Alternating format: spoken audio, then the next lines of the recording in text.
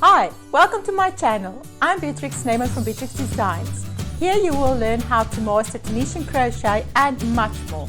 If you don't want to miss anything, remember to subscribe and hit the bell, or you can visit my website at www.beatrixdesigns.co.za. Enjoy!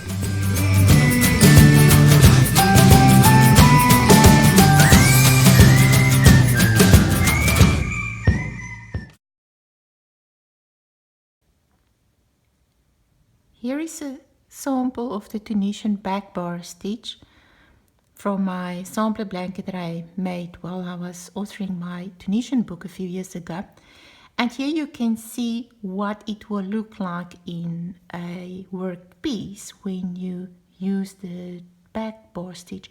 Now, the Tunisian back bar is also known as the top stitch or the bump stitch. Now, when I demonstrate to you how the stitches work, you will understand where these names come from, as the stitches actually work in that back bump that is created by the chains during a return pass, but it's also called a back bar, which is more of a proper term for that bar on your chain.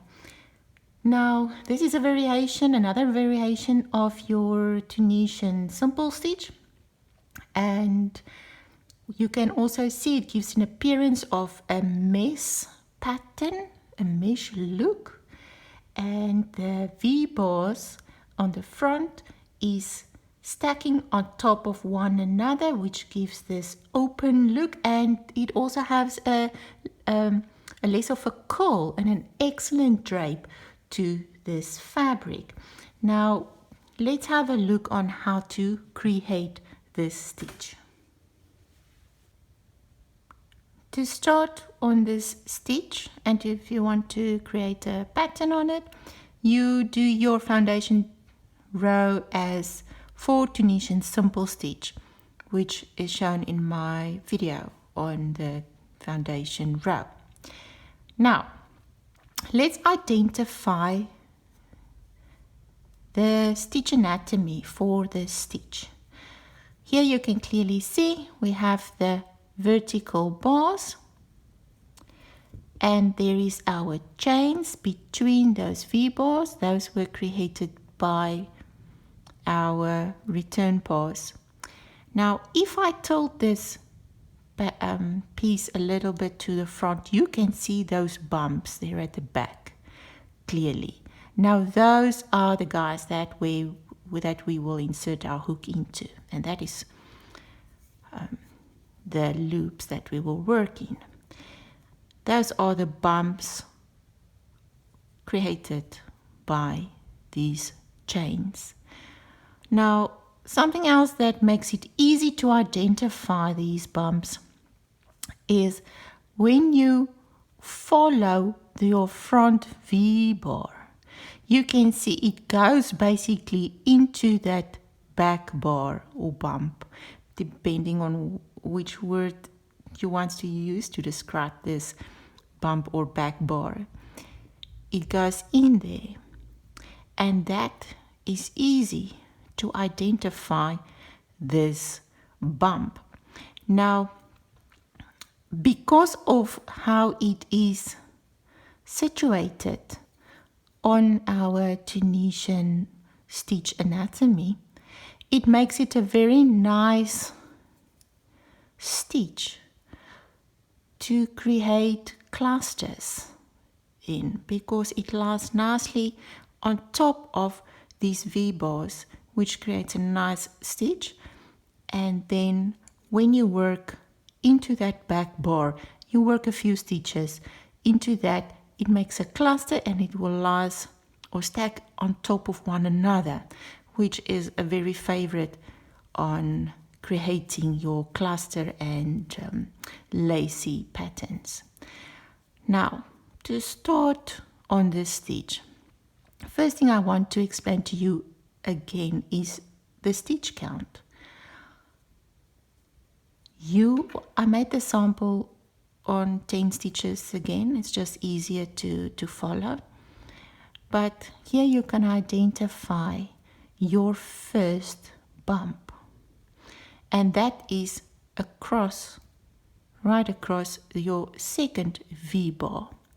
Now this loop on the hook and this V-bar underneath it does not have one of those bumps because it needs to be created by that yarn over and then you pull through while you're making your chain. You see there I created now that bump, and that lies across or right across over this first V-bar, which we generally skip when we work our basic stitches. So that is why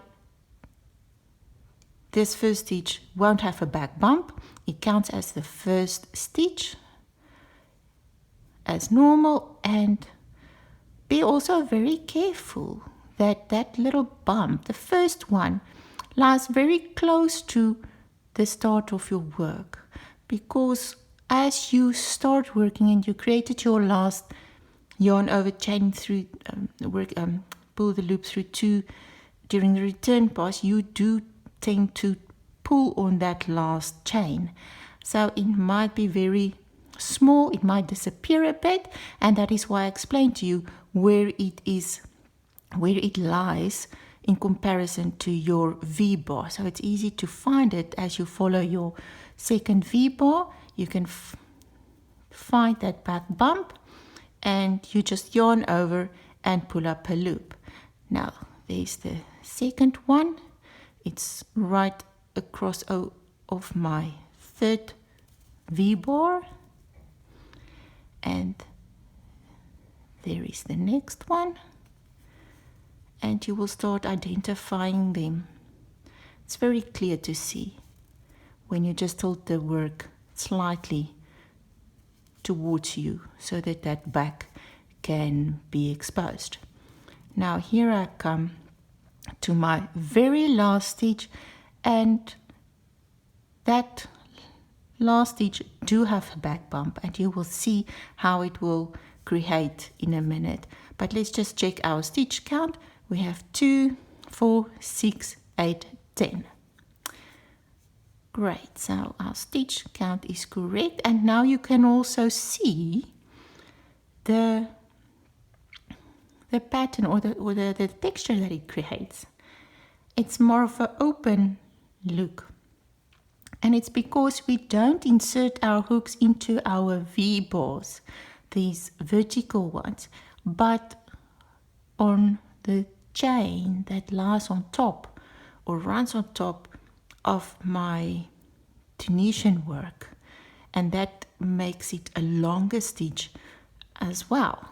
Now to return, you will normally make your chain 1, and here when I yarn over and pull through the 2 loops, that made my first chain, which creates that back bar for my very last stitch when I will work the forward pass again, and you will just do your normal return pass.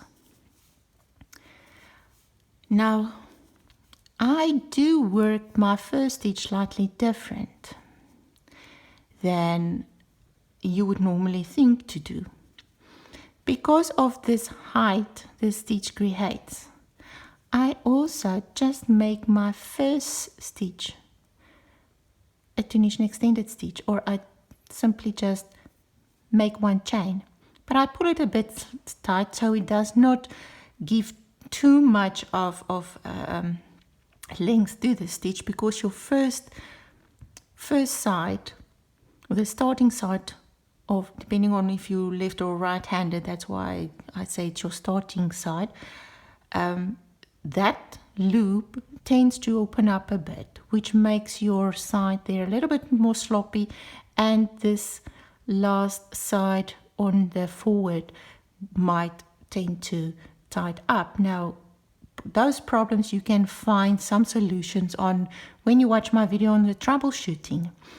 But for this stitch, I do have the step to just make a chain before you start working in that back bumps or that back bar. And you can see there my first one is hiding a bit. You can struggle to find it. I've got it. Yarn over, pull through. You see it's a bit more tight than the rest of my stitches. It's just how you generally work. It's automatically that last chain you tend to pull a bit on it. And it also happens when you try to tighten that first loop to give it more of a tight tension due to it tending to become more sloppy. And there you go. There is a nice clear sample that you can see already on the stitch, the mesh look it creates, and I will just do my return as normal. Now for binding off the stitch, again your hook placement will be just as the same as when you would have worked the stitch. You insert your hook in that first back bar and just do a slip stitch into that back bar and slip stitch into that back bar and slip stitch. Let's make a few more.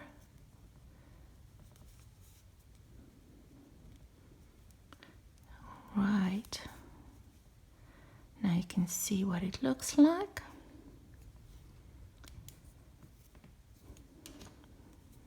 This is a very nice pattern to use when you want to make summer wear, which is it's more lightweighted, and it uses also less yarn than your normal stitches. It actually does.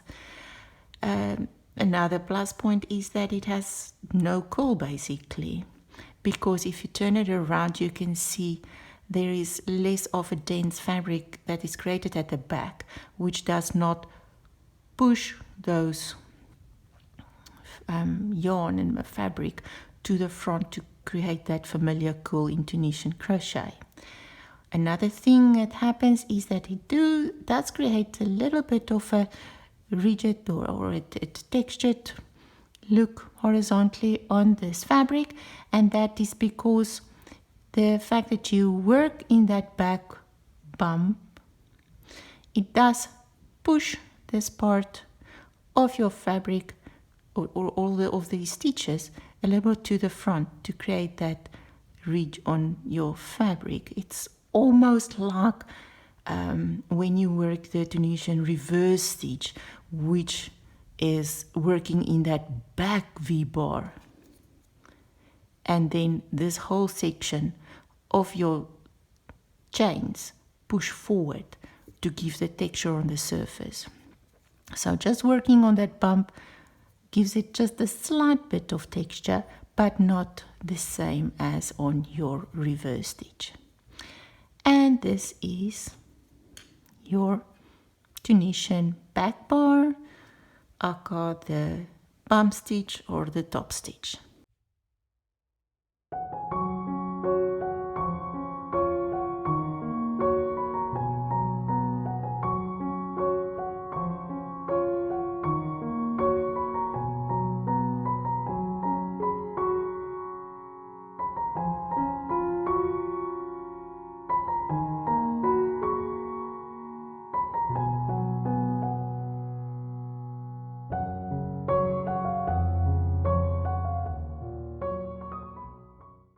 Hope you enjoyed this video. If you found anything valuable, please share this with your crochet friends.